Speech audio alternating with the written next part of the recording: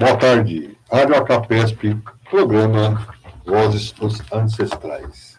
Apresentação, Pai Cardoso e Pai Miguel. Sejam todos e todas mais uma vez bem-vindos aqui ao nosso programa Vozes dos Ancestrais, todas as quintas-feiras pela Rádio Acapesp. Nós iniciamos a nossa programação saudando a pessoa do nosso presidente Ana Monturo, toda a diretoria executiva da casa, em especial o Sérgio Osiclan, também diretor executivo, idealizador, fundador da Acapesp, o nosso irmão muito querido, os acapespianos e acapespianas por tabela, né? Todos os nossos irmãos que fazem parte dessa irmandade, né? Todos os irmãos que fazem parte desse projeto. Saudamos também aos nossos irmãos da vibe interreligiosa, das matrizes africana, afro-ameríndia ou afro-brasileira, todos os nossos irmãos humanistas, candomblecistas, daimistas, ayahuasqueiros, aos nossos irmãos xamanistas, né, aos nossos irmãos das várias vertentes religiosas, não importa quais elas pertençam, dentro da sua cultura, dentro da sua etnia, dentro do seu nascimento doutrinário. E, igualmente, hoje nós temos aqui a grande oportunidade de levar adiante aí um aprendizado, né? Sempre estamos aqui trazendo uma expertise, um assunto que seja importante, que seja integrativo, que seja um assunto pertinente, que seja um assunto que some nos nossos valores, né? Porque todos nós trazemos já alguns dos nossos valores dentro das nossas vertentes de nascimento, mas é sempre importante a gente aprender um pouco mais. O aprendizado é eterno. Enquanto nós estivermos vivos, estamos em aprendizado. E sempre é importante conhecer o ponto de vista do outro, né? Analisar, conhecer. E também, se coincide com o nosso ponto de vista, reforçar o nosso ponto de vista com a boa qualidade da informação. Então, nós temos aqui hoje presente conosco nosso irmão entrevistado, que a gente tem muito carinho, muito respeito por ele, que é o Pai Hélio, né? O Pai Hélio, o Pai Elinho de Oxalá, mais conhecido assim, né, no nosso meio, ele tem como tema conosco hoje: existe alguma relação entre a história da Umbanda e a luta por direitos sociais no Brasil? Olha que tema interessante. Existe alguma relação entre a história da Umbanda e a luta por direitos sociais no Brasil? Bem pertinente, né? Já que nós estamos aí na semana das eleições, será que não existe? É algo para a gente pensar e repensar. Seja bem-vindo, Pai Hélio, né? Pai Elinho, deixa lá. Gratidão pela sua presença, pelo seu carinho, pelo seu respeito. Saiba que a nossa recíproca é verdadeira. Nós deixamos aqui, então, aberto ao senhor se apresentar, falar um pouco, né, do senhor mais uma vez, para ficar no registro dessa edição, no registro do programa de hoje, falar um pouco da casa do senhor, se o senhor quiser, para que depois a gente, então, entre no tema e comece a conversar a respeito, aprendendo um pouquinho aí com o senhor. Sim, vamos tentar conversar um pouco, embora eu possa daqui uns dias. Mas uma boa tarde a todos. Eu sou o Pai Elinho de Oxalá, dirijo o Centro de Estudos Religiosos e Espirituais João de Angola, que fica na Vila Invernada, próximo ao Shopping Anália Franco. Temos trabalhos aos sábados, às 15 horas, uma vez por mês atendimento espiritual aos animais, entre outros trabalhos lá que fazemos esporadicamente. Há algum tempo na Umbanda, sempre nessa caminhada, tentando aprender a cada dia com os irmãos um pouco mais. O senhor comenta um pouco que o senhor também é escultor, se vai precisar de imagem, né? O senhor deixa um telefone para o senhor entrar em contato, né? Sim, sim. Então, eu trabalho com escultura, digamos, escultura modelada, né? Fora do padrão de fábrica, esculturas que normalmente não existem em catálogos, em qualquer tamanho que a pessoa precisar. Uma criação exclusiva, né? Criação exclusiva em gesso, cimento ou mesmo em fibra. E é aquilo, é uma imagem que é modelada através da descrição da entidade ou mesmo de um desenho que o médium venha fazer. A gente desenvolve a escultura. O telefone de contato é o 11 96872 9808. Repete de novo, senhor. 11 96872 9808. Anotaram, minha gente? Esse telefone é importante. Vamos lá, então, para Elinho. Elinho, o tema é a história da Umbanda e a luta por direitos sociais no Brasil. A Umbanda, religião afro-brasileira com raízes profundas na cultura brasileira. Nasceu em um contexto marcado pela escravidão e pela discriminação. Sua história se entrelaça com a luta por direitos sociais no Brasil, refletindo a busca por justiça, igualdade e reconhecimento. A Umbanda surgiu no Brasil no século XX, no Rio de Janeiro, surgindo de sincretização de elementos da cultura africana, indígena e do catolicismo. Certo. Tá certo, Painel? Concordo. Perante a história que a gente estuda e conhece, né? Há pessoas que acreditam que a Umbanda já existia antes, né, dessa criação aí no século XX. E pelo que eu penso também, existiam realmente muitos cultos, né, se assemelhavam a Umbanda antes de 1908, que é a data, inclusive, da Caboclo Sete Encruzilhadas, né, o pai Fernandino. Mas a nossa história conta a partir disso, né, a partir de 1908, logo após o fim justamente da escravidão, né, algum tempo depois. E essa questão social, né, para se encaixar na sociedade, então, a gente vê, né, pelo estudo da gente, que a Umbanda é feita de arquétipos, né? Sim. E esses arquétipos realmente eles são formados por pessoas, ou não seriam pessoas exatamente a palavra, mas classes que são realmente discriminadas, né, com racismo, com intolerância e tudo mais.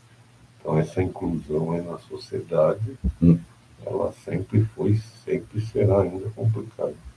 Verdade. E eu vou para a minha opinião. Eu também concordo que a Umbanda surgiu, né, bem antes. Que a gente tem lá o catimbozeiro, né, os nossos, né, descendentes, os indígenas, os povos originários, né? Sim. Tá ali tudo incluído. E o próprio Zélio, ele frequentava giras antes de ser consagrado. Papavinho? Na verdade, aí nós temos sempre aquela questão de quem quer ser o originário, né? Ou seja, de onde surgiu. Mas ela, na verdade, eu considero, obviamente, dentro dos padrões daquilo que foi codificado naquele momento, aquele processo, aquela expressão de Umbanda, ou seja, aquela fundamentação da Umbanda como conhecida por Zélio Fernandinho de Moraes, ali foi um processo em que ele teve uma grande sacada e socializou o processo, legitimando ele de forma a ter legalidade dentro do Estado brasileiro, né? Ou seja, com registro cartorial, né? Com certidão de nascimento. Sim. Porque até então muitas outras casas talvez existissem, né? Se não dentro da pureza doutrinária que ele pregava dentro do processo do entendimento dele de Umbanda, mas havia-se já casas abertas com manifestação de caboclo, preto velho, Sim. e que eles alegam que não era Umbanda, que aí é menos, é mais, quer dizer, aí começa as questões que são estruturais do ego humano, né? Aquele é bom, esse é ruim, esse presta, esse não presta, né? Ou seja, avaliações que são humanas. Mas tirando as avaliações humanas, como já existiam manifestações, ali ele foi, e realmente é um marco, da socialização da Umbanda com legitimidade, com registro de nascimento. Que acho que foram as primeiras tendas que efetivamente se tem registro em cartório, né? Ou existência dentro do que é o conceito de cidadania dentro do município, né? Da existência do aparelho público. Porque fica a questão, inclusive, se antes disso era utilizado o nome Umbanda ou não, né? Mas os cultos já existiam. Sim, os cultos já existiam. A Umbanda é uma questão, né, que se a gente for... Ela foi criada com ele, né, ou seja, surgiu talvez dentro desse conceito com ele, mas que se for procurar raiz etnográfica, raiz aí no sentido de processo linguístico, né, estaria dentro do Banto, né, e aí vai. Então, as questões de ordem de discussão técnica, né, é que acaba colocando a gente nas divididas, né, ou seja, criando situações de embaraço. Porém, contudo, tirando essa questão acadêmica, né, tirando essa questão aí de legitimidade linguística, étnica, essas questões todas, o modelo, ou seja, a manifestação dos espíritos já existiu. Né? Então, o fato é esse. E ele tem, óbvio, um mérito. Ninguém nunca vai tirar o mérito do Zélio de ter sido, né, uma pessoa que conseguiu socializar dentro de um processo em que até o Estado brasileiro, no sentido, né, do poder público, teve aceitação da Umbanda. Né? Se depois daí houve outras situações de manipulação ou não, né, por ordem de poder político, de poder institucional, aí já é outra história. Aí não pode sair misturando, né, as estações e fazendo um bolo só e falando isso, né? Porque tem esses questionamentos, né? Algumas pessoas alegam que a Umbanda foi uma forma também de você criar uma religião popular e que desse condição a você, vamos assim dizer, aliviar a pressão da sociedade, né? Que são falas de algumas pessoas aí, de alguns estudiosos, né? Que aí, determinado contexto de um determinado governo, se utilizou da Umbanda e prestigiou a Umbanda porque ela seria uma forma, né, de dar um alívio, né, um respiro, e aí também deixar, logicamente, mas tecnicamente, se a gente for pensar, do ponto de vista espiritual, não do ponto de vista nosso material, a espiritualidade sabe o que faz, né? Se ela não encontrou o caminho de um jeito, ela encontrou o caminho de outro. Se ela não encontrou o caminho, foram procurando, e aí foram acertando, até que se conseguiu chegar ao estado em que é hoje, né, a nossa religião. É por aí, não é, Pai? E qual é a relação da Umbanda com a escravidão? A Umbanda surgiu em um contexto de profunda desigualdade social, onde a escravidão era uma realidade. As práticas e crenças da Umbanda carregam marcas da resistência e da busca por liberdade dos africanos escravizados. Justo? A luta nossa por desigualdade no social, né, é bem antigo. Né? O maior símbolo hoje, né, na Umbanda, Sim. Né, os pretos velhos, né, sobre a escravidão. Quer dizer, é uma questão até que vai além do que a gente pensa aí sobre quem são, né, os arquétipos, quem são o mundo espiritual, porque muita gente ainda me deparo com pessoas que falam: quem é um preto velho, um escravo, que não tem cultura nenhuma? O que ele vem falar de bom para uma pessoa? Já ouvi isso.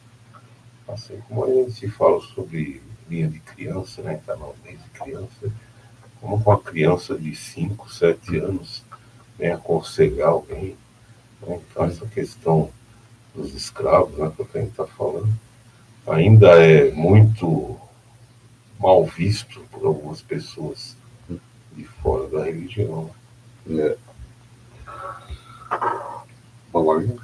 O que eu vejo assim, do ponto de vista, né, do que foi mencionado, né, essa questão, não só hoje, né, mas ontem, né, de certa forma, eu acho que um pouco do processo da Umbanda, não do ponto de vista, obviamente, do quesito fé religiosa. Isso é inquestionável, né? Sim. O quesito fé religiosa, ela tem o seu valor, tem a sua importância, mas ela também tem o seu valor, a sua importância. Eu acredito assim, se a gente for pesquisar esses arquétipos, né, que nem o senhor mencionou, o preto velho, né?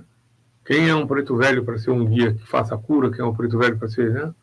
Nós podemos esquecer que, se você for pegar aí, né, todas as grandes ciências ou os grandes cientistas nasceram na África no tempo do Egito, porque o Egito está na África. Né? A arquitetura, acho que a astronomia, todas as grandes ciências têm ali um ponto de culminância evolutiva no sentido de interpretar o universo, né, dentro do mundo lá que era, então, a civilização egípcia, né, e o Egito está dentro da África. Né? Então, quem é o preto velho, né? Eu diria, quem é o branco velho, né? Para poder falar do preto velho, né? No sentido dessa questão. E assim, leva a gente a pensar nisso, né? Ou repensar a história, né? Mas também leva a gente a pensar o arquétipo daquele que é o perseguido, o sofredor, né? O injustiçado, né? Daquele que foi violentado nos seus direitos humanos, né? Até porque, independente da origem, né? Sim. Já falou Egito, África. Independente dessa origem, qualquer espírito, pelo que a gente entende, estuda, ele tem milhares aí de anos, né, desde a sua criação, tem uma evolução muito além do que a gente imagina. Então, as pessoas julgam, às vezes, quem é um preto velho. É a mesma coisa que eu julgar um iceberg, né? Só pela ponta que eu estou vendo, porque às vezes a maioria ou a profundidade do iceberg é muito maior do que aquilo que ele mostra para cima do mar, né? Então, quem é o preto velho? Né? Um ser sem cultura, foi escravo, mas e a evolução dele? E agora vem como doutor, né? Inclusive se apresenta, pelo que eu já vi, já conheci, o mesmo preto velho que se apresenta no terreiro de Umbanda, se apresenta às vezes numa sessão espírita, como justamente um doutor. Na verdade, ele não é um preto velho, ele já pode ter tido outra experiência também como médico, né? E não só isso, aí a gente vai pegando os arquétipos. Por exemplo, o arquétipo de quem, até hoje, né? Existe a xenofobia, existem essas questões aí xenofóbicas, né? O baiano, né?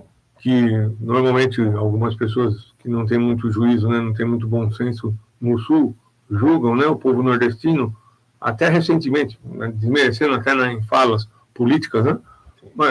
E a Umbanda pega lá exatamente o baiano e traz como uma figura, né? Se nós formos observar, a Umbanda ela é algo a ser muito mais pesquisado no ponto de vista não só de fé e religião, mas no ponto de vista de alerta. Olha, presta bem atenção, né? Vocês estão falando de algo que vocês não têm condição ou capacidade de julgamento, porque ela mexe nas questões sociais. Porque o nordestino construiu o estado de São Paulo, de certa forma, pela força de trabalho, né, como obreiro, como pedreiro, como, né, ajudante de pedreiro, e outras, né, porque hoje tem os acadêmicos que são estudados, estão dando aula de pedagogia, dando aula de história, de filosofia, né, porque eles são um povo inteligente, né, tem bastante artista lá no meio, né, tem bastante músico, né? Então, olha lá, são questionamentos que a Umbanda coloca, de certa forma, subliminar. Que é interessante que foi um espaço de resistência. Né? Sim. Mas a mente do ser humano, primeiramente, julga, né? Muitas pessoas elas se acham sempre superior a tudo aquele outro. Através do que ela crê. Ou acha que o erro do outro é pior do que o erro dela, sendo que ela, às vezes, errou muito mais do que o outro que ela está julgando. É verdade. Então, como eu falei, a Umbanda se tornou um espaço de resistência, né? Tornando-se refúgios para os afro-brasileiros, oferecendo um espaço de acolhimento, proteção e identidade cultural. A Umbanda também se tornou um canal para denúncia de injustiça social e a luta por direitos.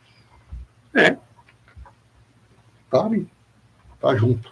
Tanto é que hoje, né, a tal ponto chegou, né, que alguns usam o religioso para justificar posições, né, A, B ou C, né, e não que não seja necessário.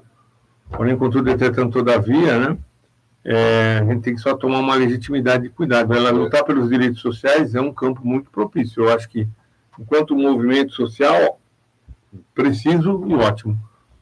Eu acho que a gente só tem que tomar cuidado quando isso passa para o aspecto da luta política do processo, que deve existir também, só que ela tem que ser com muita ética, né? Com bastante ética, porque aí tem que falar por legitimidade quem é da própria condição nossa, né? E aí existe aquele passo de que pessoas vêm se, né, colocam no nosso meio, se infiltram no nosso meio, né? Ou até a palavra que se travestem, né, do nosso meio, porque não eram, não pertencem, nem nunca foram, aí começa a vestir o tosco, coloca o pano de cabeça no candomblé, né? Coloca o pano da costa, começa a se vestir, né? Começa a usar a indumentária nossa, se dizendo do nosso meio, né? Às vezes fazendo iniciações que a gente nem sabe como de fato bem foi feito, que até então você não conhecia, né? Como ações de fim de semana. Você não tinha o conhecimento de que aquela pessoa existia, de repente ela passa a existir já com o título de doutor, com o título de A, B, C, D, com o título de pai de santo. Aí você fala, meu Deus, de onde saiu, né? Porque eu nunca vi. Mas acontece. Né? E aí sai, né? Fala, eu vou defender a Umbanda. Eu vou defender politicamente a Umbanda. Então, eu só acho que a gente tem que ter muita ética nesse ponto. Mas do ponto de vista da luta social é importante. Né? E eu creio que realmente candidatos nossos deveriam sair, sim. Mas aí não só para nos defender. O candidato nosso tem que sair para defender a sociedade, a comunidade, a população como um todo, né? Não só o segmento, né? É só uma pontuação para entender que é o global, né? É importante, né? Um defensor que seja da religião, como o senhor falou, porque é escasso, né? Falta isso para a religião. Sim. Poder público. Ela não é representada, né? Então, mas ele, ao mesmo tempo, ele tem que representar toda a população, né? Esquecer a sua crença ali no momento, seja ela feita no fim de semana ou não. Essa que é a grande questão, né? Cadê as políticas públicas? Deixa eu cumprimentar aqui a nossa ouvinte e telespectadora lá do Rio de Janeiro, a Sapotiviana. Boa tarde a todos. Pai Amaro chegou lá de Guarulhos, boa tarde. Gratidão estocada. Michel Carente, lá de Guarulhos, Cumbica, boa tarde a todos. Gratidão a sua audiência. E a nossa André de Oiá está assistindo. Meu Motubá a todos. E a mesma mãe André de Oiá, os pretos velhos são associados aos ancestrais africanos que foram trazidos ao Brasil durante o período da escravidão. Sim, senhora. Bem bonita colocação. Gratidão, mãezinha. É a sua esposa? Não. Não conheço. Mas a participação dela é muito importante para trazer mais conteúdo. Então, vamos lá. Os principais valores da Umbanda, o senhor, né, podia até comentar, porque eu vou comentar, o senhor termina aqui o seu topzinho. A Umbanda prega a caridade, o amor ao próximo, a tolerância, a justiça social e a busca pela evolução espiritual. Esses valores se alinham com a luta por direitos sociais e a construção de uma sociedade mais justa e igualitária. É isto? Concordo que seja isso.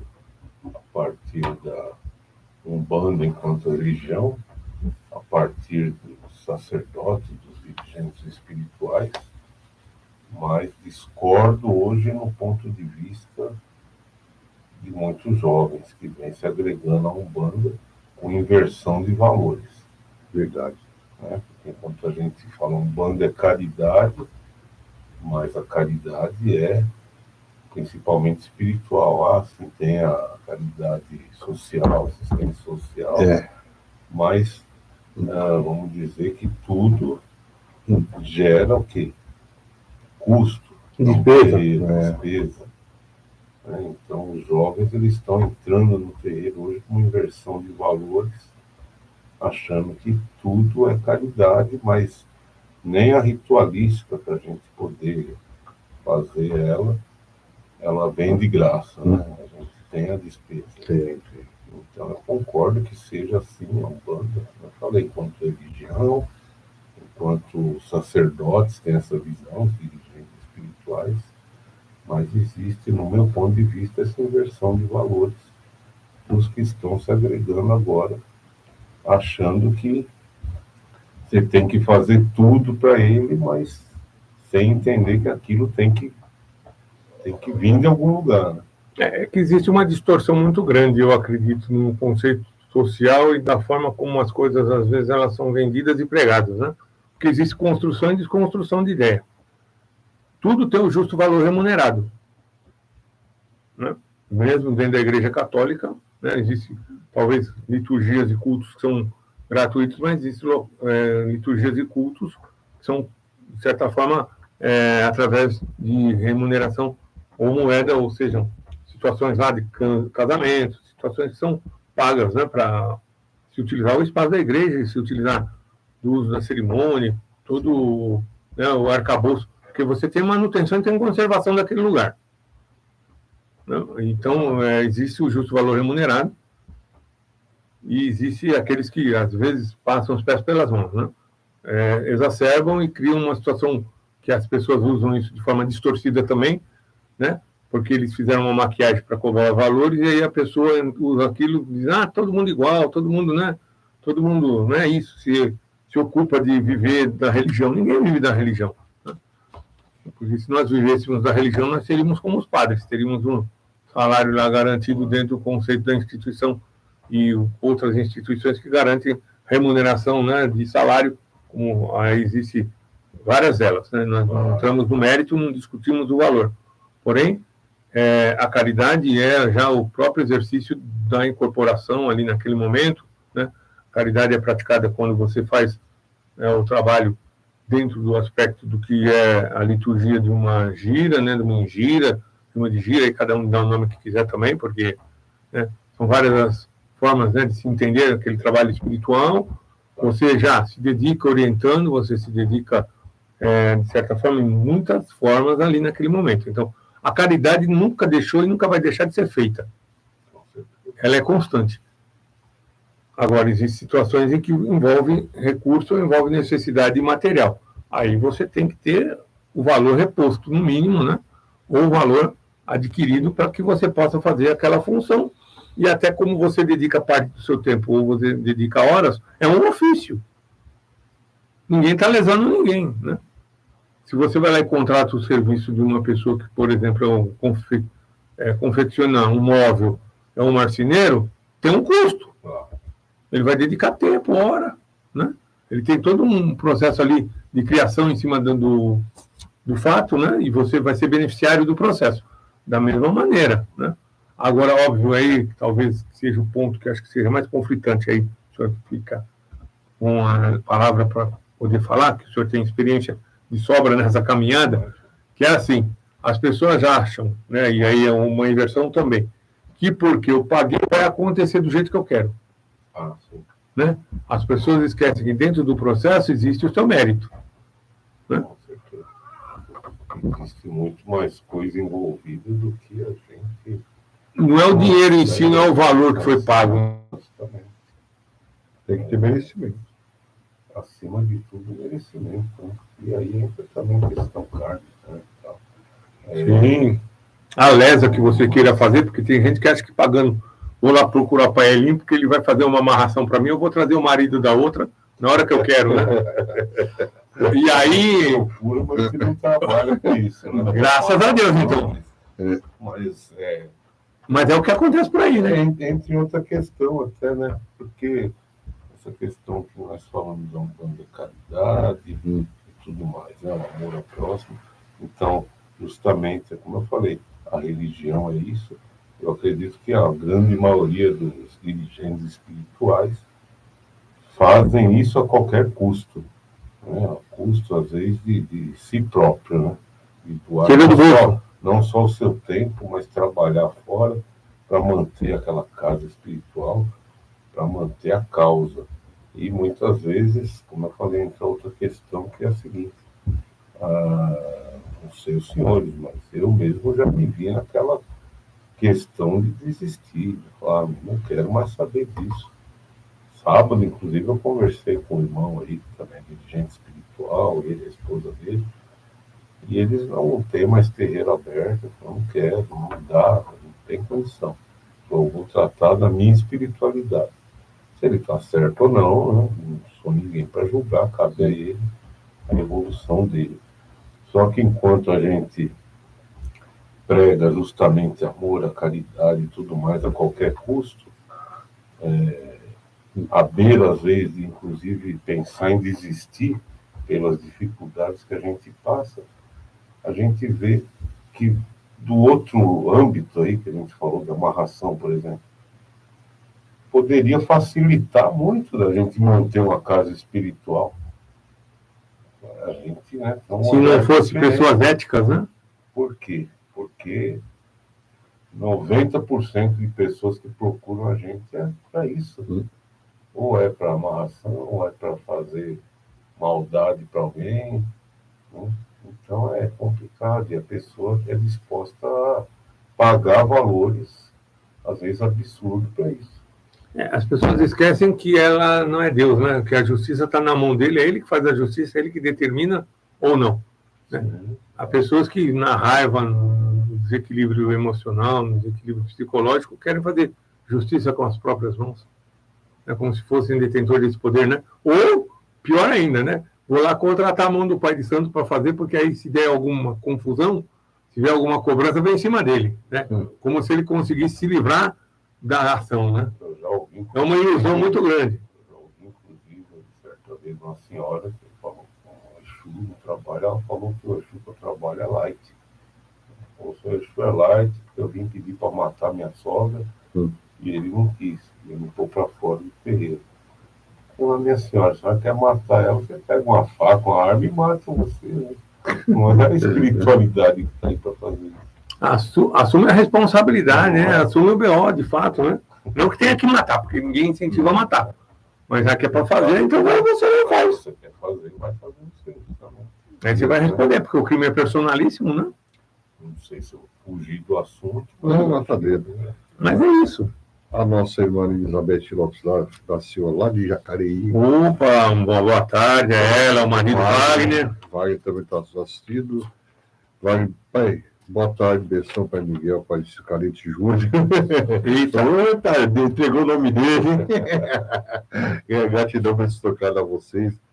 Boa tarde, irmão, entrevistado o senhor. Tá, foi... Obrigado. Paelinho.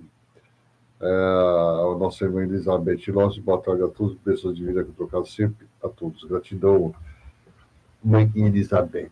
Gratidão. Gratidão sempre, né? Bênçãos divinas aí para todos. Mãe André de Oiá. As pessoas muitas vezes esquecem de agradecer e de entender que tudo acontece na hora certa e por merecimento de cada um de nós. Verdade, mãezinha. Verdade. Justamente, acho que uma questão também é muito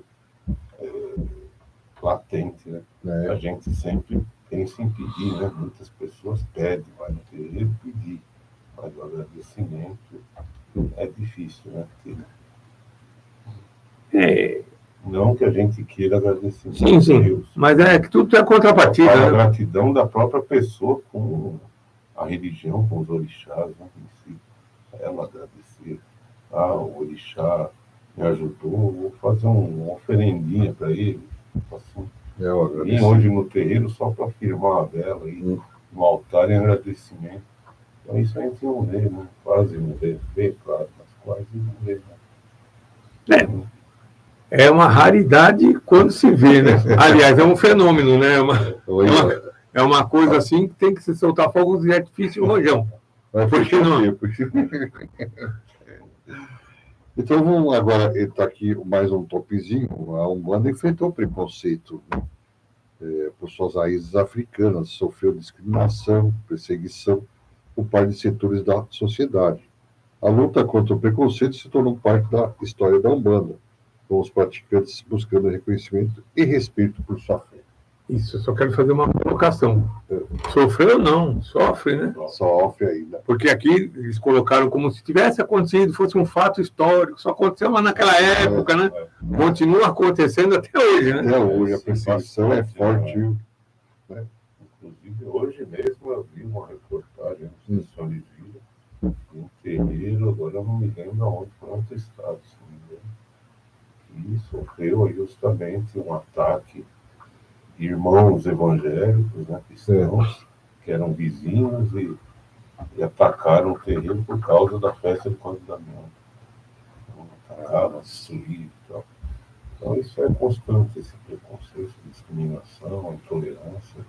Não é justamente um fato histórico, ele existe ainda até hoje, né? Bastante. Não é um objeto de estudo do passado, né? Uma coisa lá, né? Do tempo do Zé Fernandinho de Moraes, da década lá do Pai Jaú, da década dos nossos mais velhos, né? Que foi Pajamil Rashid. Nossa, se for você trazer isso para o dia de hoje, até hoje acontece, né? Exemplo maior nós temos lá na cidade do Rio de Janeiro, que infelizmente, né, nós não citamos no sentido pejorativo, mas no sentido que existe até hoje. E a coisa ficou tão fortalecida, que virou contra os católicos também. Né? Que aí até as igrejas católicas estavam sendo ameaçadas de funcionar. Então, você vai vendo como é uma coisa doida, né? É um mecanismo meio esquisito. Talvez, no fundo, tenha alguma intenção maior do que a gente Sim. acredita, né? Do que a gente sabe. Que a gente pode entender, né?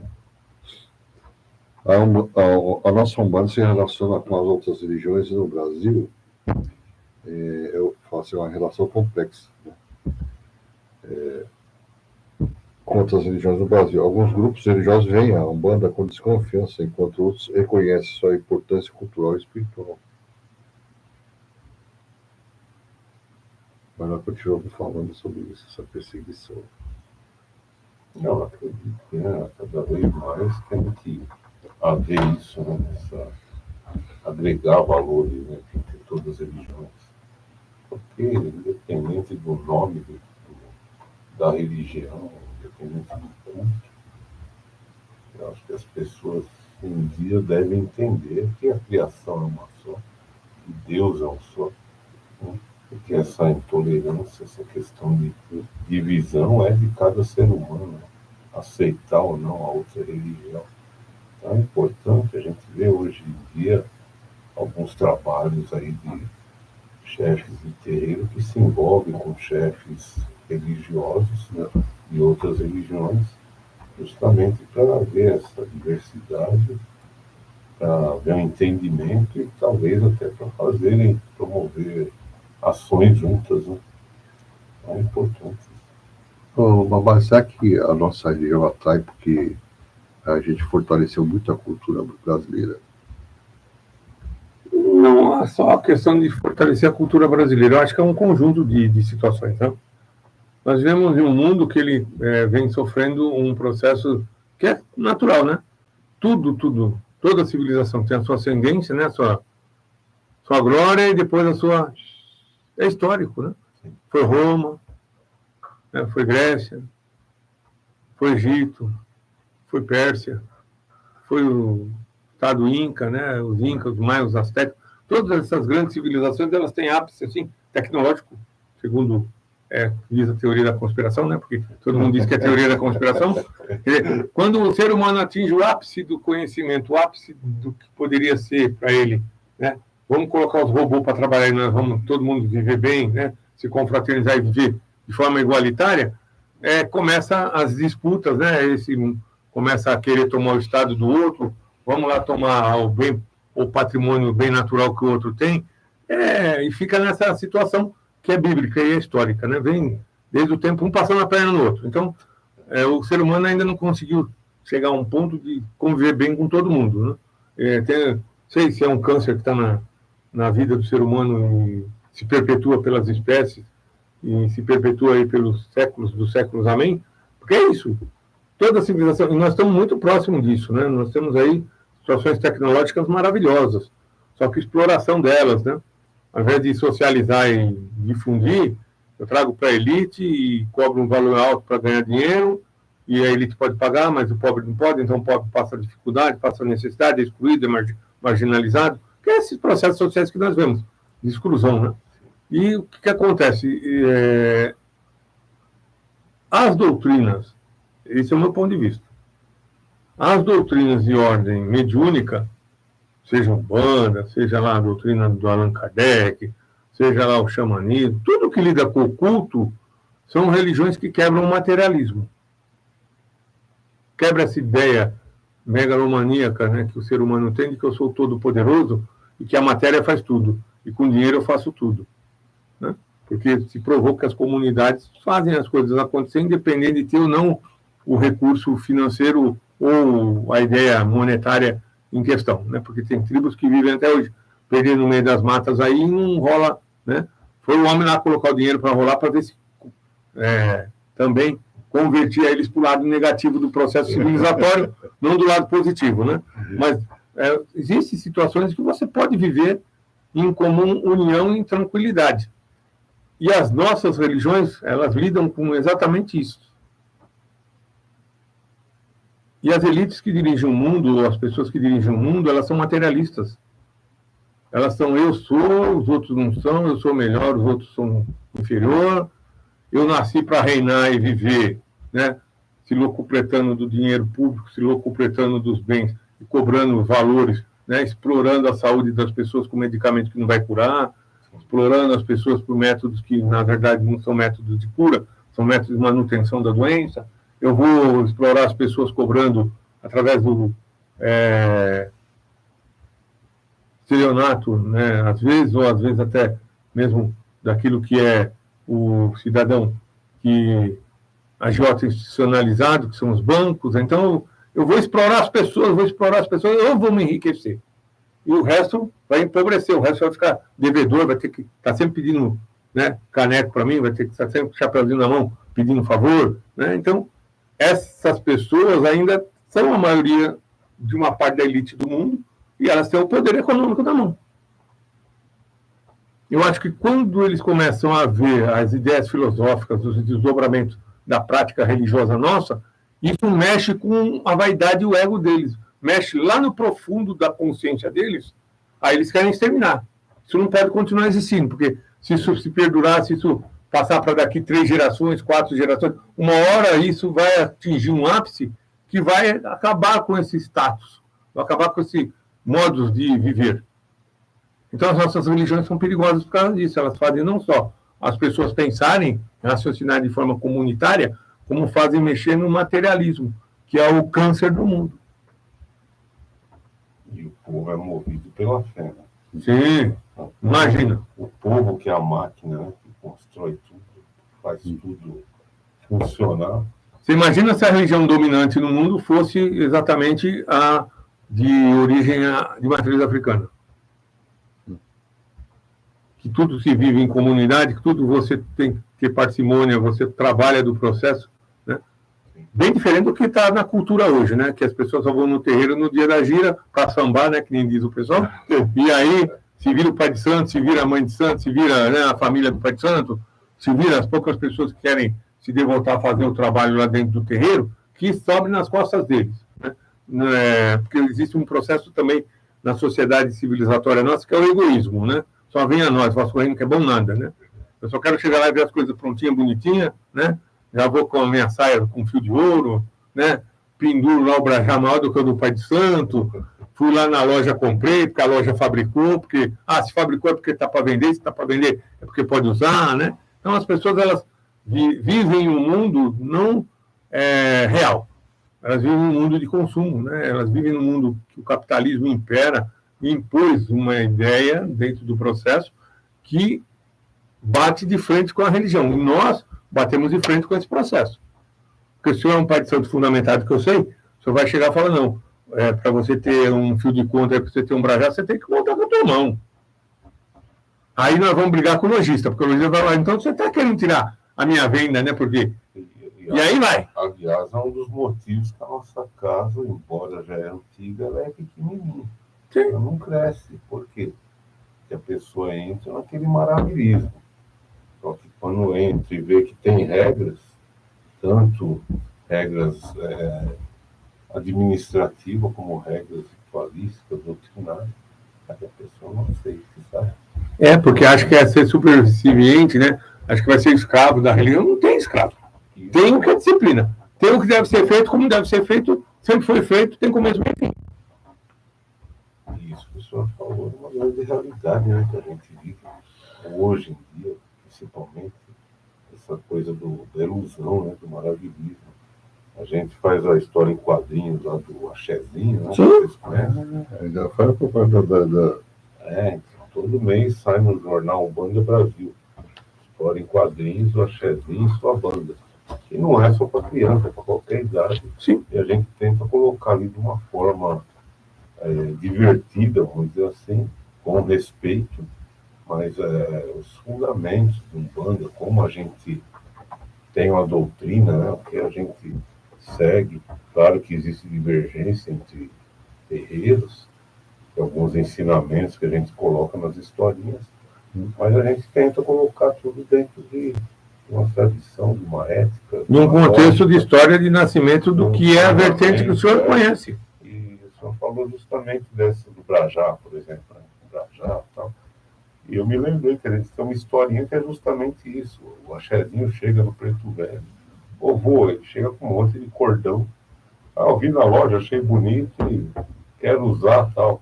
E o Preto Velho pega na mão dele e estoura tudo na frente dele. Fala, não, não é assim, vamos recomeçar. Né?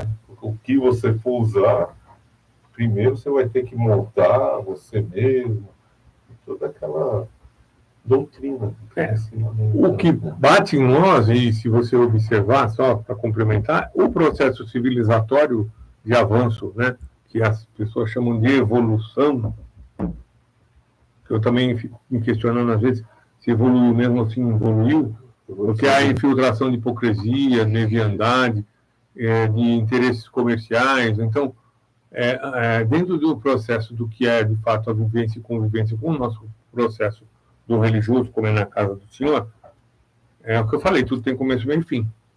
O aprendizado vem da raiz do Senhor e, obviamente, vai ser multiplicado lá na frente com a permissão, obviamente, né, da espiritualidade e dos continuadores do processo que o Senhor hoje dirige, que o Senhor iniciou, para que isso se perpetue e vingue, né, para que outras pessoas conheçam o que é o bom, né, o que é o bem que aquela vertente do Senhor traz. Só que aí o processo civilizatório vem e vende para as pessoas que tudo é mais fácil você comprar, né? Aí vem um processo tecnológico, diz, para que você vai sair de casa, né? Você pode ir aqui fazer o pedido e o fulano vem entregar na porta, né? Então, as coisas elas foram, por um lado, facilitando a vida do ser humano, que deveria utilizar esse tempo para coisas, né? Para a própria religião, para fazer um trabalho social dentro da casa religiosa, né?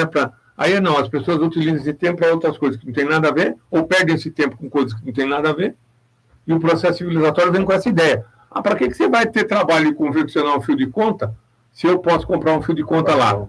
Aí tudo que você tem demanda, você tem mercado, e tudo que você tem mercado, vai ter quem vai querer vender. Aí o camarada fala, se eles não querem mais fazer o fio de conta, eu confecciono um monte de fio de conta aqui, cobro e ganho em cima. Que é o quê? A ideia capitalista, né? A ideia do que é, né?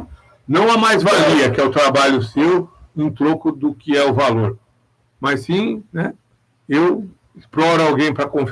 Pior ainda, né? Porque tem aqueles que talvez chegue lá, fala para o fulano, faz os fios de conta aí, e dê só um dinheiro lá de uma pinga para ele, ou nem dê dinheiro para ele, ou dê o mínimo do que seria o valor que ele teria direito, e ainda, né, atravessa o processo, né? E ganha o dinheiro em cima. Quer dizer, tudo é feito de uma visão de exploração e capitalismo, que é o que a nossa religião bate de frente. Essa questão social, né, também é, como a gente falou, o povo é a máquina, o povo que faz tudo. Seja aqui, uma pessoa faz aí centenas para ganhar quase nada, e alguém está explorando e ganhando em cima dela. Mas, por outro lado, essa questão social ao que o povo entender que ele tem o poder. Sim. É difícil, o povo lutar, buscar direito, né? Mas é uma questão justamente que tem que entrar na cabeça da população. É um trabalho de reeducação e educação, porque vai sendo vendido, né? Independente de religião, inclusive, eu acho que é uma forma geral, né? Sim. As pessoas têm que entender que ela se satisfaz, às vezes, com menos que o mínimo. Eu falo, tudo tem um bom senso, né?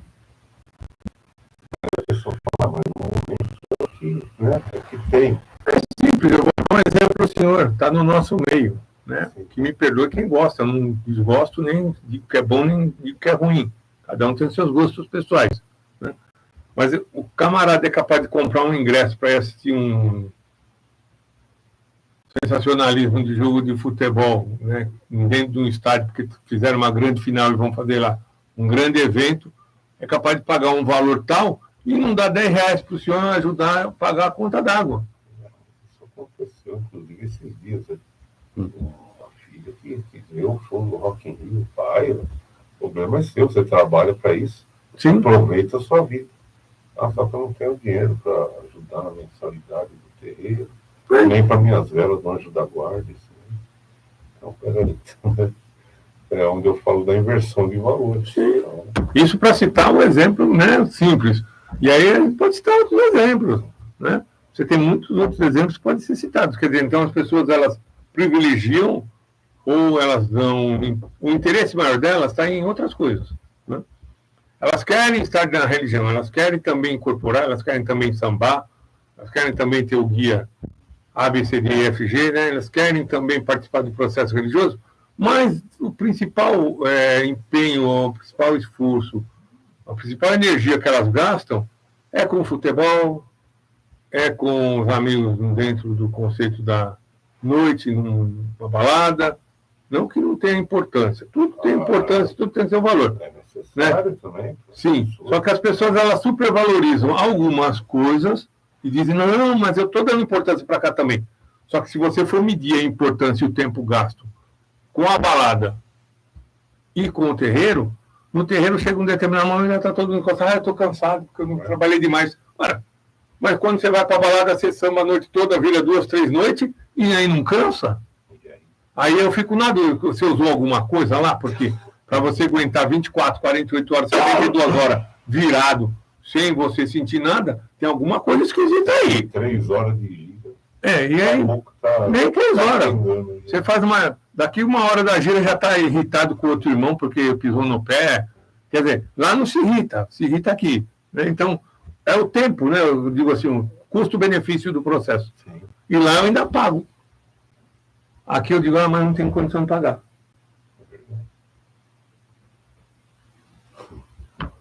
Aqui, mas é a caridade, né? É a caridade. Bom, deixa eu cumprimentar aqui o Felipe Lopes. Ele está falando aqui que gratidão por sua participação, audiência, né? Boa tarde, benção, Pai Miguel, Pai Cardoso. E o meu pai de santo, Edilinho, que eu abençoe todos, Duda Peruzzi, tá aqui também. E vamos lá. A importância da Umbanda para a cultura brasileira. Foi um importante componente da cultura brasileira, contribuindo para a formação da identidade nacional. Sua música, dança, rituais e crenças enriquece o patrimônio cultural do Brasil. Verdade, isso aí. Só que não aguentou aqui as refeições, tá? Não dá fome. Né, Babalinha? As refeições não entrou aqui. Muito bom. Faz parte. Fala alguma coisa. Não fala muito só, que eu vou dar solução de serviço do minha direita, eu pingando de sono aqui. Para hipnotizar meu pai, Miguel. O Paelinho tem uma fala que é uma fala tranquila, né? Uma fala de professor, né? Que vai usar aí, quem tem que ter o empenho de ficar na atenção é você. Eu estou quase desmaiando aqui do madeira. Mas é cultura total, né? Deus, né? Você fala. Religião, eu gosto de falar de cultura. Nossa, vereda, tudo. Nossa, é uma delícia. Nossa religião é de uma forma geral, né? A dança, a música, a comida. Muito rica, né? Enfim, tudo a cultura. Eis a questão, né? Nossa religião é riquíssima, né? É valiosíssima. Talvez por isso que não combater tanto ela, né? Todo sentido, né? Tanto é que, de certa forma, bom, é aquela velha história, tudo que se divide se conquista, né?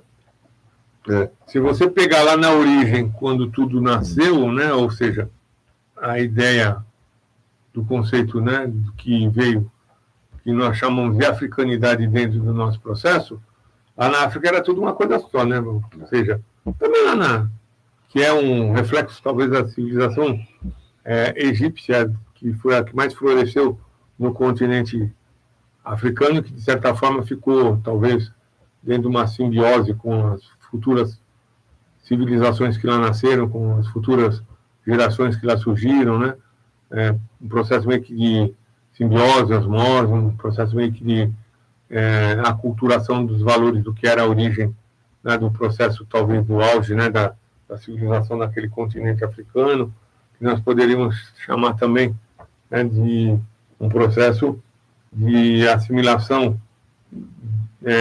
de parte a parte, sem a vivência, né, a menos que a gente considere a reencarnação, que a pessoa pode ter tido uma vida, né, como egípcio e depois, voltando, passado o tempo, com toda a situação que ocorreu, ter nascido depois como um banto, como, né, um outro ser humano dentro de uma outra etnia, que isso aconteceu, né, do ponto de vista. Mas se a gente observar desse ponto de vista, né, do entendimento, as civilizações dentro desse ponto de cultura, atingindo lá o ápice do processo, dentro de um conceito deles, tudo era uma unidade.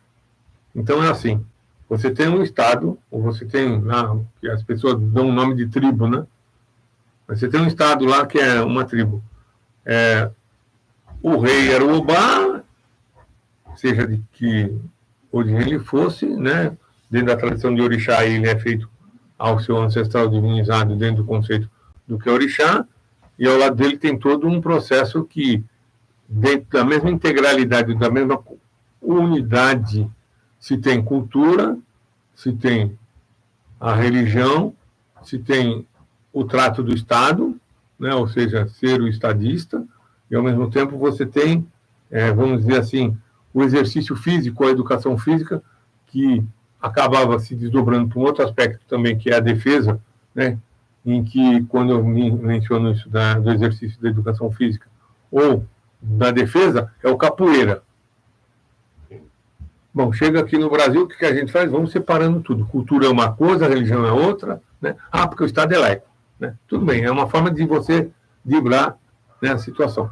Mas falta veracidade, né? Porque eu não posso considerar que uma coisa seja só cultural dentro do conceito do religioso de orixá, se ela não estiver também dentro do conceito do que é o fundamento religioso, né? E aí se tem essa modernidade, né, por causa de poder sobreviver, se separar as coisas. Então, capoeira já não é mais linkada à religião, né? Ela é uma coisa, capoeira é capoeira, né? Tem a capoeira de Angola, tem a capoeira, né, regional, capoeira é capoeira, né? Conserva os fundamentos, né? Foi tanto se distanciando do processo da origem, do entendimento do nascimento dela, que já queriam fazer a capoeira de Jesus, né? Não existe essa capoeira aqui, só existe essa capoeira aqui. Depois do acarajé de Jesus. Bolinho de Jesus, né? E aí vai. Então, tudo que você separa, você se apropria e você é a cultura. Esse é um cuidado que talvez a gente tenha que tomar. Né? Porque a ideia é materialista, né? Se eu vendo como acarajé, eu só vou vender para quem gosta de acarajé, porque é da origem da questão do nascimento daquela região, ou de quem não tem preconceito nenhum, que é uma minoria. Agora, se eu falo que é bolinho de Jesus, eu vendo para qualquer igreja que tem 500, 600, 700 mil fiéis. É a questão capitalista. Se eu vendo como acarajé, eu não vendo tanto, mas se eu vender com bolinho de Jesus, vai passar e eu vou ganhar dinheiro em cima. Estou vendendo um acarajé, né? Mas eu estou camuflando o acarajé, estou maquiando o acarajé.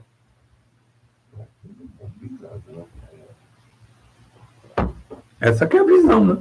Mas é cultura. Cultura. Concordo. Agora vem uma parte aqui bem... A Umbanda se manifesta na luta por direitos sociais. Então, quer dizer que na luta por direitos sociais, através de ações de caridade, assistência social, promoção da saúde e educação. Os terreiros de Umbanda se tornaram importantes centros de apoio para as comunidades carentes. Sim. Mas falta justamente o principal, que nós falamos no início, o apoio político. E isso está cada vez mais distante. Reconhecimento político, né? Muita ação a gente não consegue fazer justamente por isso. Primeiro as políticas públicas. Pela questão da estrutura, né, do nosso terreiro, que às vezes não tem a estrutura adequada perante as leis, né? Ou as leis são feitas de forma que não se adequa. Porque é bem por aí, né? A lei já é feita de uma forma que nunca ele consiga se adequar, né? Já é feito uma capacidade. Eles vão, parece. E é lógico, eles têm a estatística, né? Quantos vocês são, onde vocês estão? Então eles já sabem como é, como deixa de ser. Então, bom, se a estrutura deles é essa, eu vou fazer para só o universal, né? Ou só fulano, ou só beltrano, ou só ciclano, que são estruturas economicamente financeiras e de estrutura arquitetônica maravilhosa, só esses se enquadram na lei. Os pobrezinhos não se enquadram na lei, vão continuar na miséria. E aí nós dizemos que nós estamos num estado de meritocracia. foi mérito do cidadão, né? A lei foi feita beneficiando ele, não é que ele foi. Né? Tem que entrar justamente nosso representante lá para poder alterar, né, algumas coisas que também beneficiem a nossa religião nesse sentido. Continuar o trabalho. Qual a relação da Umbanda com o movimento negro? Tem forte ligação com o movimento negro, pois suas raízes estão na cultura africana. A Umbanda se tornou um espaço de resistência e afirmação da identidade negra no Brasil.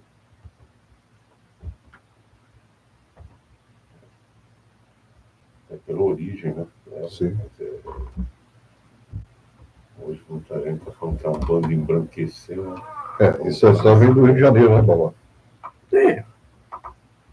Não sei se a Umbanda é branca, se a Umbanda é...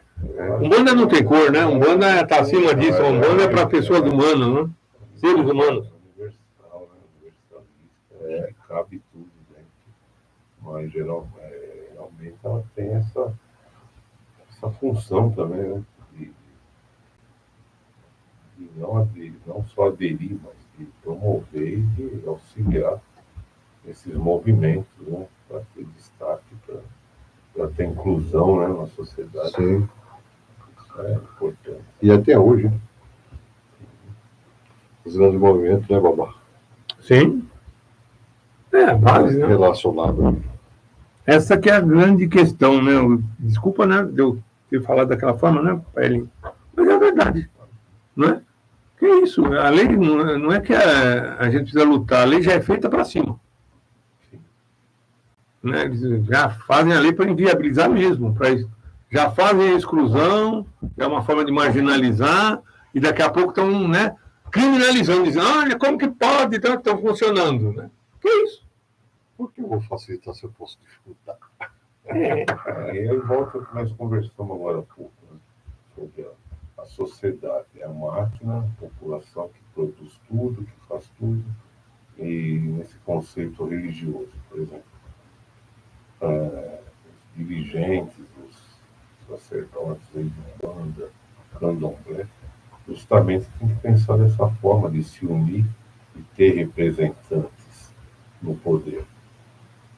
Porque quando eu falei agora há pouco da população, ela fica satisfeita, às vezes, com aquele mínimo, do que o menos que o mínimo, porque é o que ela vai sobreviver naquele momento. A nossa religião... É uma forma de também não perecer, não morrer, né? Por isso que aceita o mínimo. E a nossa religião acaba vivendo assim também. Sim. A gente aceita isso. Até porque a nossa religião dá anteparo para esses, né? Se ela desse anteparo para a elite, ela estava se loucupletando de dinheiro. Estava passeando de iate, também estava tendo fazenda, sítio. Como a gente não faz parte dessa elite, a gente faz parte de segurar o que é a sociedade na base, a base não tem, nós também não vamos ter. E o que eu falo também com relação ao quê? A gente viver naquele terreiro pequenininho, hoje existe, né, terreiros aí gigantescos, alguns, né? Sim. Mas a grande maioria é aquele terreiro pequeno, no fundo de casa, isso, desde que é Umbanda, né? Sempre aquele terreiro pequeno, o da gente não é diferente disso, e a gente sobrevive assim, se contentando com isso, trabalhando de uma forma que não está dentro da lei, né? Sujeitando a isso, né? Sujeitando a isso. E a gente não deve justamente ficar quieto. Então, qual que é a forma da gente agir? É se unir para ter representantes, representação política. Sim. Tamo junto. É a frase. Tamo junto é a frase, mas infelizmente a gente não vive isso, né? A gente não vê esse tamo junto no dia a dia. A fala é uma, né? A fala é bonita, né? Mas a prática e a ação, né? É muito, só quer ver o seu lado. E outra, a gente teve, né? Não sei se eu estou traumatizando, mas depois que houve essa grande, como se diz, aquele negócio da vacina aí, A pandemia? A pandemia desagregou muita gente. Nossa, Não é a pandemia que desagregou, as pessoas já são desagregadas, né? Eu acho que a pandemia fez só um papel. ela conseguiu fazer a cópia, né? Conseguiu fazer a radiografia. O que a gente talvez não tivesse radiografia, não tivesse a noção exata, passou a ter. É. Porque ficou ressaltado esses valores, né? Ficou ressaltado a importância, né, da interdependência, né, de entre as famílias, ou entre a família ter que ter uma união, né, para que tudo funcionasse de acordo, né? A convivência do marido que ficava mais para fora de casa do que para dentro de casa, que ficava mais para o trabalho, quando que a esposa fosse, né, do lar, passaram a conviver muito mais tempo junto, aí se viu que a dificuldade não é tanta, ou se viu que a dificuldade é enorme, né? E assim vai. Também tem a mulher que trabalha para fora, e aí tem o seu valor, tem a sua importância, tem que ter essa liberdade mesmo, né? Tem igualdade nesse sentido. E aí, talvez ela que trabalhasse fora e ficasse o marido fora também, quando passaram a conviver junto, começaram a ver que não estava tão bonito assim, né? Porque são seres humanos. Então, eu acho que a pandemia, ela só fez um papel, né? Se a gente olhar. Tá certo que depois ela se agravou alguns quadros psíquicos, né? Alguns quadros de neurose, de psicose, alguns quadros de pessoas que ficaram na depressão, outros foram, né? Ressaltou os bipolar da vida, veio aí uma série de situações, mas ela só fez isso. Ela só foi um instrumento de radiografia. Vou agradecer aqui ao Max Lopes. Boa tarde aos irmãos, pessoas trocadas. Gratidão, Max. E a Umbanda contribuiu para a luta contra o racismo, né? Ao defender a igualdade e a justiça social, contribuiu para a luta contra o racismo no Brasil. A religião promove a união entre as pessoas, independentemente da sua cor, etnia ou origem social. Isso é verdade. Então, aí a união, a nossa porta sempre teve aberta. Sim, nós falamos agora, estamos juntos, tem que funcionar, né? Tem que ser justamente. E vamos falar agora desse, como que é? Essas cricas que tem aí, eu não vou de fulano, para com isso, somos adultos, caraca. Né? São processos, né, que a gente ainda vai amadurecer. Porque não é só a fala, tem que ter a prática, né? Justamente essa questão racial. E não é porque na prática eu convivo com o senhor, eu sei as fraquezas do senhor, que eu vou utilizar as fraquezas do senhor para derrubar o senhor, atacar o senhor, desmerecer o senhor, anular o senhor, desclassificar o senhor. Né?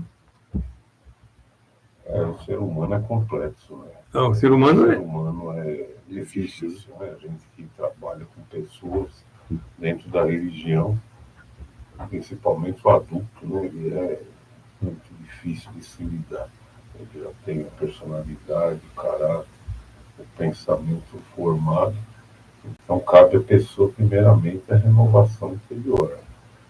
A gente falou ainda agora de pandemia, e a gente acreditava bastante que após a pandemia ia ter uma grande mudança entre as pessoas. as pessoas fossem mais solidárias, mais humanas. Se tratar, justamente. Não que elas não sejam humanas, mas na atitude mais humana. Né? Sim, mas, de um modo geral, recrudesceu, voltou para trás. Piorou, né? Piorou um pouco. Mas cabe a gente justamente continuar esse papel, né? Estamos juntos, fazer ele funcionar e ter união entre as pessoas e continuar nessa luta racial aí, que isso aí também não é uma questão histórica também, né? Também continua até hoje a questão racial. E hoje a gente vê também, não sei se é um tópico aí do senhor, mas a questão de classe de gêneros, né? Sim, está aqui. Aqui está. A Umbanda se relaciona com a luta por direitos do LGBTQIA+, né? Sim. Por sua natureza acolhedora, faz de acolhimento para as pessoas de LGBT. E a religião defende a liberdade de expressão e a igualdade para todos. A gente está sempre ali, né? Em tudo, né? Em tudo o mundo está ali. E essa questão hoje é muito forte, né? Grande. E algumas religiões ainda não aceitam pessoas que têm essa opção sexual diferente. E não tem nada a ver, tudo comum, Então, tudo tranquilo. Né? Não sei por que se a pessoa... Para mim, isso é maldade.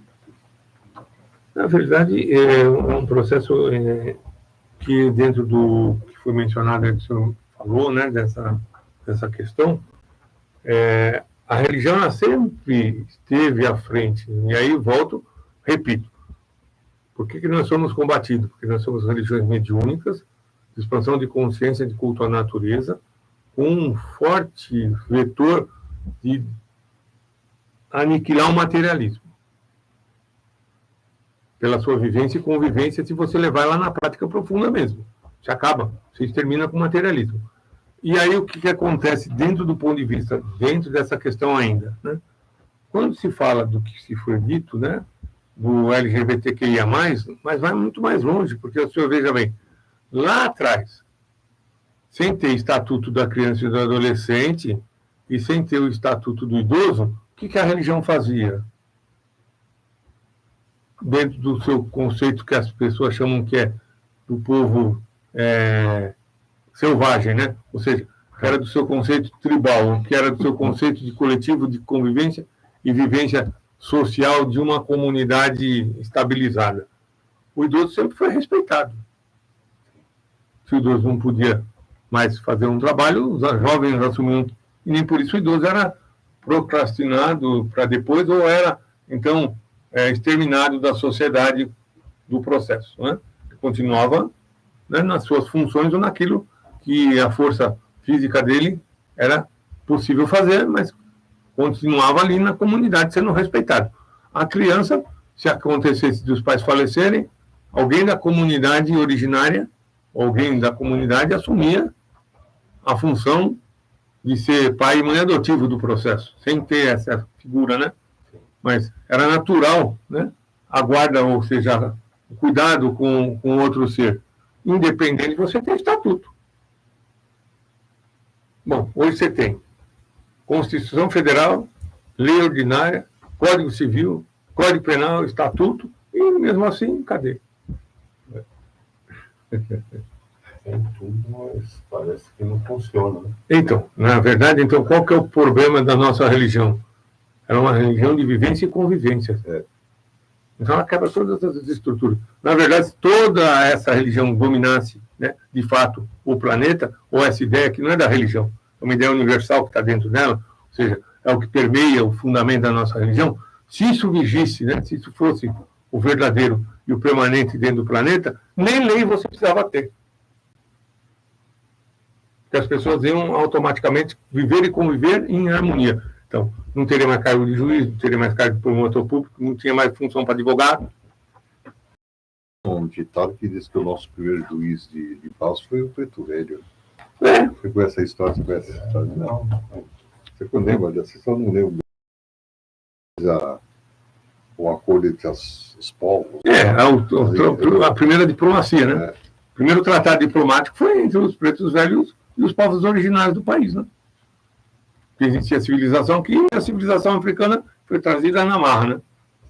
Então, o primeiro tratado diplomático, entendimento para sobrevivência e comum habitação, comum convivência entre povos que não são da mesma origem, entre um índio e um preto velho. Vamos se entender aqui porque nós estamos sofrendo uma perseguição da mesma classe, né? O nosso inimigo é comum. Aí sim o inimigo era comum, né? Porque hoje se procura, né, alguém para ser inimigo comum e de forma fortuita, né? De forma segundo os meus interesses e as minhas conveniências, né? Naquela época não, eles entenderam. Nós estamos assim, ó, quem apanha no lenho somos nós. Quem toma chibatada, chicotada somos nós. Quem tem que trabalhar somos nós. O dinheiro fica com eles. Quem tem que fazer as coisas somos nós. E só nós vamos se lascar nessa história toda? Então vamos fazer uma coisa aqui, vamos, né, criar a primeira comunidade. Aí forma os quilombos, se forma todos esses históricos que a gente conhece, né? Então, não é que é história. É uma pena, né, que além de não ser só história, ainda continue acontecendo esse processo. Né, de perseguição, de escravização. É bonito essa parte. Tem uma força isso aí. Só que a nossa religião, que é vivência e convivência. Então ela quebra os paradigmas do que é o capitalismo, do que é a exploração, da maneira como eles querem formar essa pirâmide social. E entra dentro disso aí essa parte aqui, ó. A Umbanda se manifesta na luta por direitos indígenas, ó. Entra aqui, ó. A incorporar elementos da cultura indígena e reconhece a importância da ancestralidade e da preservação da cultura indígena. A religião se manifesta na luta por direitos indígenas através de ações e de apoio à defesa da cultura e dos territórios indígenas. Sim. E, mas é. E, ó, te digo mais, né? O Pailinho me permitir só fazer uma colocação para mim não esquecer e o Pailinho analisar. Eu te digo que as pautas que foram criadas políticas e as pautas que são tiradas políticas para se utilizar como merchan, como marketing, foi de dentro da nossa religião. Porque eles viram lá eles defendem a comunidade de velho, então, ou de idosos, então vamos defender. Lá eles defendem criança, vamos defender. Lá eles defendem a diversidade, porque já existia a comum convivência, até porque tinha homem que tinha santa na cabeça. Então, vamos lá. Então, se você pegar as ideias ideológicas, umas ideias, né, de processo que não é ideológico, mas é de prática de vivência e convivência, de harmonia social, de boa convivência entre a comunidade, eles foram pegando as pautas nossas. Porque a Umbanda sempre abraçou tudo. Sim, ela é universalista, né? Foi de nós que foram copiadas as pautas. Foi. E aí se diz que não, é o partido, Não, o partido tem importância, ele tem o seu valor. Mas não diga que foi eles que criaram a situação, porque ele, na verdade, o movimento social já era nosso. E confirma aqui, porque se decidiu que é um estudo geral, e tiraram dessa composição isso aí. Sim. As pautas, ou seja, os direitos que são pretensamente e devem ser, né, de fato, né, de direito defendido, são tirados do nosso meio. Pegaram mastigado. E por outro lado... Aculturaram para a política, né? É isso, por outro lado, a gente, enquanto dirigente espiritual, ainda sofre aí para conseguir... E você ainda é isso. Você é o representante do demônio. Sim. Olha que coisa boa. Eu puxo de você os valores culturais necessários para mim fazer pautas e demonizo você. É isso, é desacreditar para conseguir. É assim que eles utilizam. Distorcer a cultura. Para a gente conseguir manter, né, o que a religião se propõe. É porque eu vejo, ouço dizer, né, que nós tínhamos aí uma situação que a gente precisa até estudar melhor para ele. Porque bate em nós. Ou bate na religião. Que por questões de interesses de domínio político, econômico, financeiro e outros interesses, né, em cima das terras brasileiras ou em cima do Estado brasileiro, em determinado momento, quando um outro país descobriu que existia a tal da teologia da libertação, em que a Igreja, como um Estado romano, presente dentro dos outros estados, né, tem o seu peso, tem a sua importância, tem o seu valor, começou a criar essa teologia da libertação e, vamos dizer assim, socializar, ampliar, massificar essa teologia, alguém financiou a perseguição delas por intermédio de outra doutrina cristã. Fizeram uma manipulação, porque falaram, se essa ideia dominar, vai bater, e aí nós vamos ter um processo meio complicado de lidar. Né? Como a ideia do cidadão é sempre dominar, a ideia deles é sempre dominar, sempre manter subjugado outros países, aí eles falaram assim, isso não vai dar certo. Aí, como tinha muito dinheiro perdido em fundo de caixa, porque tinha acabado a tal da Guerra Fria, e não tinha onde se aplicar esse dinheiro, foi onde se financiou grandes missionários e grandes missões e grandes construções de outras denominações religiosas para que se distribuíssem pelo país afora, se criando núcleos e se criando várias igrejas, para tentar, de certa forma, puxar, capitalizar o povo mais pobre do país, dominando a situação de forma aculturando, né, e se utilizando do que é religioso para dividir e se utilizando do que é o religioso para puxar para uma ideia que é de domínio econômico-financeiro capitalista. Aí entra, então, na questão da teoria da conspiração. Né? Não dizem que isso é teoria da conspiração também. Porque a religião, então, foi criada para controle social total. Então, mas não foi. Né? A nossa não, as que são antigas não. Mas a mais recente aí, né, a que mais dominou de 70 para cá, se o senhor for procurar, ela foi financiada por interesses econômicos financeiros. Tanto é que, né, onde se começou a ter uma inclusão ou uma aculturação maior. E eu não desdigo nem que sim, nem que não, porque eu não conheço na profundidade, né, a temática da teologia da libertação, onde ela queria chegar. Mas foi em cima disso. Inclusive, depois aí fizeram um acordo com, né, segundo consta aí com um dos papas, para ficar, né, deixa quieto, né, deixa rolar. E aí foi desacreditando o pessoal que defende a teologia da libertação. Por isso que você vê ferrenhamente pessoas tomarem posição e aí dizerem que eles são de esquerda. Né? Mas aí não tem nada a ver com esquerda, a ver com direita política. Tem a ver com defesa da sociedade, defesa do povo, né? Defesa das comunidades em si, que foi aí que deu o choque. E elas defendiam o quê? O que a gente já vem defendendo desde o tempo do Nabucodonosor, né? Que é o povo, que é a ideia da existência em parcimônia, da existência como é a existência, né, em harmonia, como é uma comunidade, tudo ser feito de forma solidária. Não pode ser feito de forma solidária. Eu tenho que contratar, eu tenho que ter uma empregada para mim não fazer. Mas ela não pode receber mais do que isso, porque senão eu vou ter prejuízo. O pensamento é esse.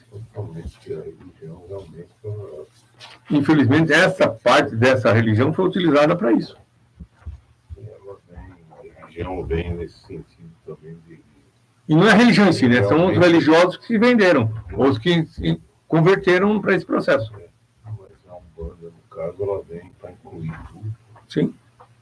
Aceitar tudo, entre aspas, né? Quando eu falo aceitar conviver com todos. Conviver com todos. Quando eu falo aceitar tudo, é fora da questão ritualística e doutrinária, claro. Não, lógico. Então, a gente fala na questão social, né?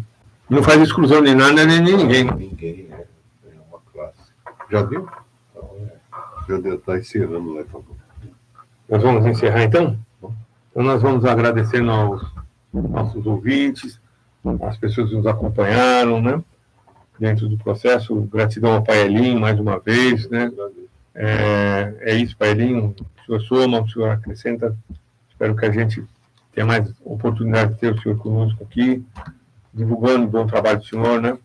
Sempre lembrando que o senhor precisa me mandar o calendário para me divulgar quando tem um atendimento lá dos bichinhos, né? Porque, para mim, eles têm um valor extremado e muito importante, é um trabalho bonito. Cardoso, os nossos irmãos que estão nos bastidores, né? Fazem com que nós aqui estejamos no ar. A gratidão, né, a todos eles, ao Maurício, ao William, a todos que, enfim, contribuem para que a gente possa fazer o programa até vocês. Até a próxima quinta-feira, com mais um nosso programa Vozes dos Ancestrais. Um forte, sincero e fraternal abraço a todos. Deixa eu só encerrando aqui, a história da Umbanda se entrelaça com a luta por direitos sociais no Brasil, demonstrando a importância da fé, da resistência e da união na busca por um mundo mais justo e igualitário. A Umbanda é um importante instrumento para a construção de uma sociedade mais justa e igualitária. E sua história nos ensina a importância da solidariedade, do respeito à diversidade e da busca por um mundo melhor. Assim é. Gratidão a todos, até a próxima quinta-feira. aos pais. Paulinho, repete de novo. É o telefone senhor de contato. O telefone é 11 968 72 9808. Para quem precisar de escultura, estamos aí. Muito obrigado, gratidão a todos.